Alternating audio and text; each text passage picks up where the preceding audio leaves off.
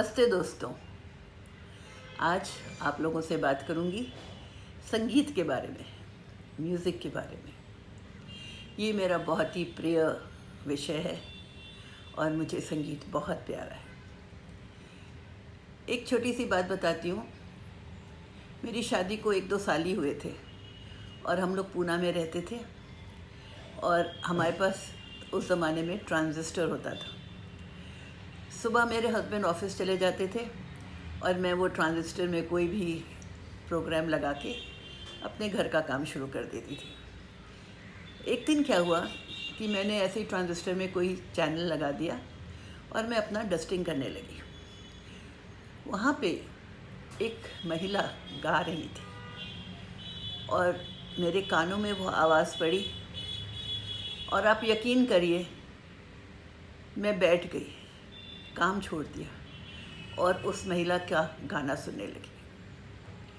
वो क्लासिकल गाना गा रही थी और मुझे क्लासिकल गाने की कोई समझ नहीं है, पर उनकी आवाज़ में जो जादू था मुझे हिलने ही नहीं दे रहा था और मैंने बैठ के उनके संगीत का पूरा आनंद लिया। उस छोटी सी उम्र में, 24-25 साल की उम्र में, मैं मंत्रमुग्ध हो गई। और जब वो गाना ख़त्म हुआ तो अनाउंसर ने कहा, अभी आप श्री MS सुब्बालक्ष्मी की आवाज़ में ये गाना सुन रहे थे। MS सुब्बालक्ष्मी का तो नाम लेते ही लोगों के रोम रोम में खुशी बढ़ जाती है, लेकिन मुझे तो कुछ पता ही नहीं था। मैं ये क्यों कह रही हूँ आपसे कि संगीत में वो शक्ति होती है, वो चुंबक होता है जो आपको अपनी ओर खींच लेता है और आपको इतना आनंद आता है कि आप सब कुछ भूल सकते हैं।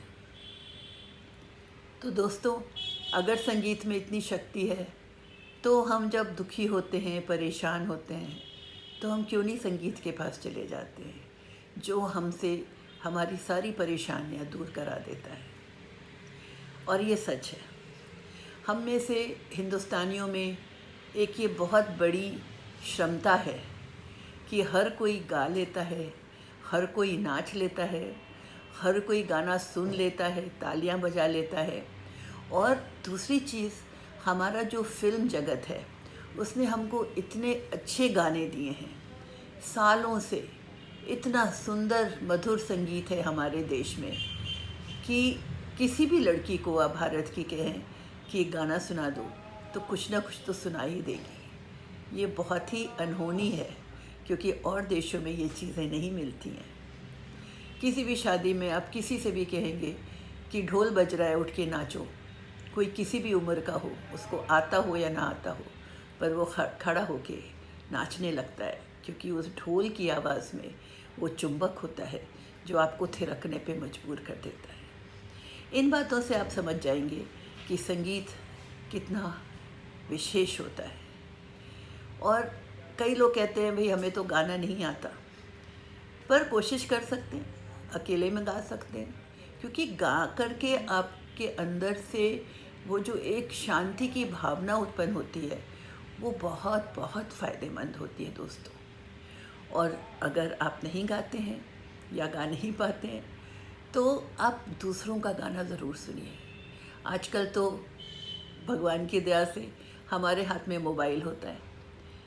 आप जब चाहें यूट्यूब पे जाके कि आप जो पसंद का आपका गाना है सुन सकते हैं, ज़रूर सुनिए।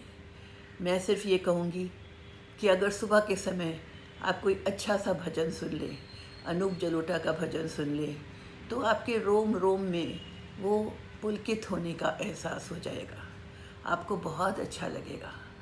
और अगर शाम को आप थक हार के बैठे हैं तो आप एक गज़ल लगा लें। अगर बेगम अख्तर पसंद है तो क्या बात है, नहीं तो जगजीत सिंह, पंकज उधास, कोई भी गज़लें सुन लीजिए। आप देखेंगे कि दिन भर की थकान आपकी छूमंतर हो जाएगी। दोस्तों, मैं टीवी के ख़िलाफ़ नहीं हूँ, पर मुझे ऐसा एहसास होता है कि लोग 3-3, 4-4 घंटे लगातार शाम को टीवी देखते हैं। देखिए, आपको अच्छा मनोरंजन होता है, लेकिन कभी कभी संगीत को भी ध्यान दीजिए। बहुत अनोखी चीज़ है बहुत खुशियाँ देने वाली, शांति देने वाली चीज़ है।